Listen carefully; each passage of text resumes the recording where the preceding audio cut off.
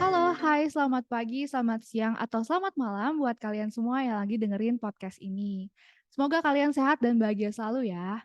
Wah, akhirnya nih kita berjumpa lagi sahabat cerdas pendengar podcast 12.12. Hari ini aku Mandy dan rekan aku Sandy yang akan membersamai kalian semua di bincang seru pada kesempatan kali ini. Di podcast kali ini kita akan membahas topik yang menarik banget nih sahabat cerdas, yaitu mengenai business and management. Tepatnya mengenai how to find a powerful business idea in 5.0 era. Nah, buat sahabat cerdas yang tertarik nih di bidang bisnis, stay tune terus ya, karena dari podcast ini kalian bisa dapetin ilmu baru atau bahkan tips-tips mengenai menjalankan bisnis di era 5.0 ini. Sekarang ini udah tahun 2022 nih Sandi, dan bahkan kurang dari 2 bulan lagi sudah memasuki tahun 2023. Gak kerasa ya San, makin cepat aja waktu berlalu. Selain tahun yang terasa cepat berlalu, era society juga terasa cepat nih bergantinya. Bahkan sekarang sudah memasuki era society 5.0. Ya, benar banget. Society 5.0 ini menjadi bahasan menarik banget nih, sejalan dengan semakinnya dikemukakannya revolusi industri 4.0. Kamu tahu nggak sih bedanya apa dari kedua hal ini? Tahu dong, jadi nih men, setahu aku kalau revolusi industri 4.0 itu fokus pada pengembangan teknologi, sedangkan society 5.0 berfokus pada pembangunan manusia menuju super smart society yang mendorong tatanan sistem sosial ekonomi yang berkelanjutan dan juga inklusif tentunya. Iya, benar banget ya Sandy. Jadi dalam era Society 5.0 ini, teknologi akan hidup berdampingan dengan masyarakat dan menjadi bagian dari gaya hidup masyarakat di era ini. Berarti perubahan era seperti ini pasti bersinggungan dengan berbagai sektor gak sih, men? Nah, kalau pada sektor perekonomian nih, di era 5.0 ini apa sih yang harus diperhatikan dan dipersiapkan apalagi untuk para pembisnis di luar sana? Nah, betul banget. Dengan adanya perubahan era yang semakin maju, maka beberapa sektor juga pasti mengalami berbagai perubahan ya. Nah, dalam sektor perekonomian, ada sektor UMKM yang cukup penting di era Society 5.0 ini.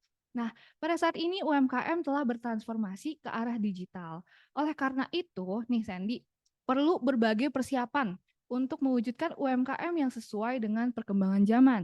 Salah satunya yaitu diadakannya sosialisasi dan pelatihan terhadap pelaku UMKM yang belum memahami mengenai apa sih itu digitalisasi UMKM.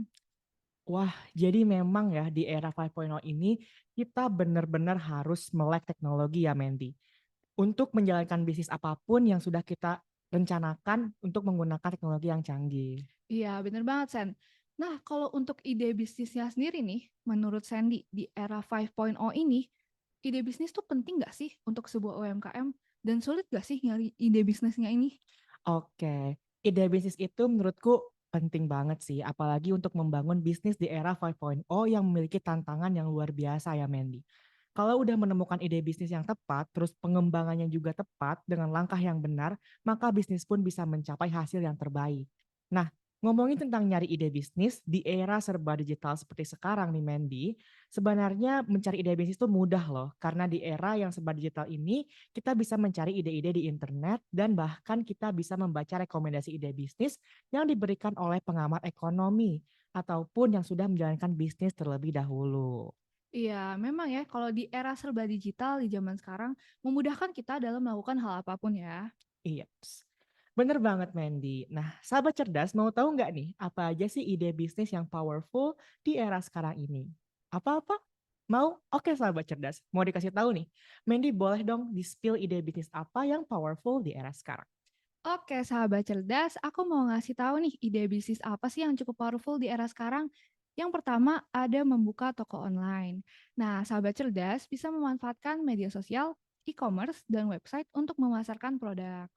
Nah, kalau sahabat cerdas merasa belum sanggup nih untuk membangun atau membuka toko sendiri, tenang aja, ada ide lain yaitu menjadi reseller atau dropshipper. Nah, lanjut nih kita ke ide bisnis selanjutnya. Nah, yang cocok ini untuk sahabat-sahabat cerdas yang memiliki kemampuan untuk membagikan ilmu ke orang lain, yaitu membuka jasa kursus online. Nah, boleh Sandy mungkin dilanjut, ide bisnis apa lagi sih yang powerful di era sekarang?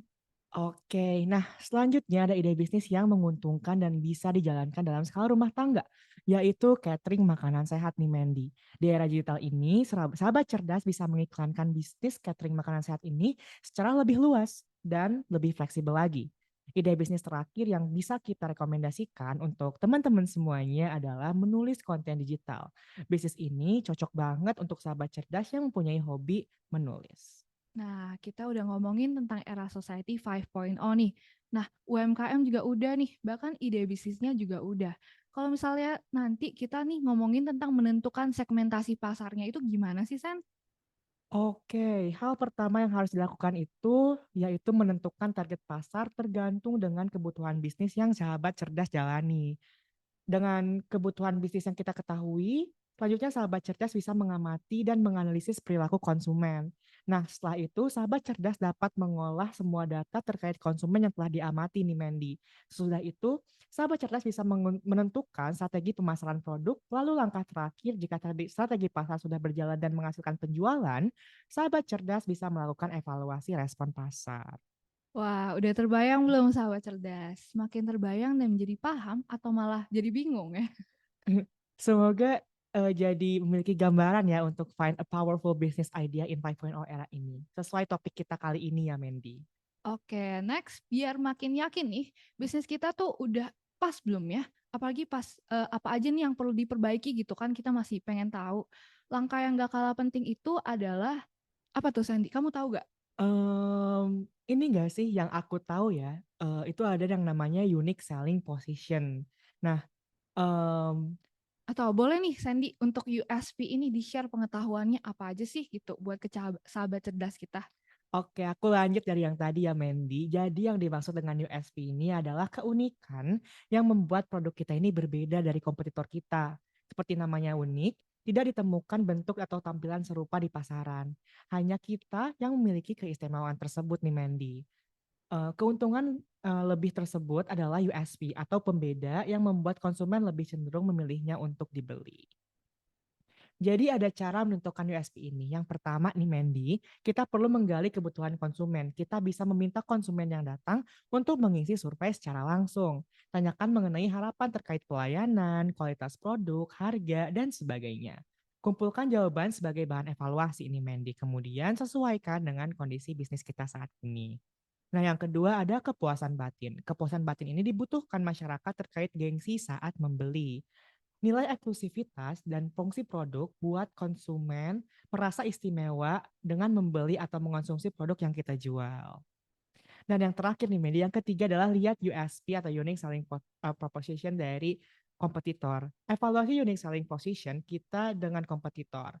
Apa yang menjadi keunggulan kita dan kekurangan kompetitor bisa disempurnakan pada produk sendiri untuk menarik perhatian pasar. Nah, Sandy, dari tadi kan kita udah ngobrol-ngobrol nih ya, ngebahas tentang bisnis di era 5.0. Nah, kamu berasa gak sih kayak kita tuh nyaman banget dan kedengerannya suara kita tuh jernih banget nih di headphone kita?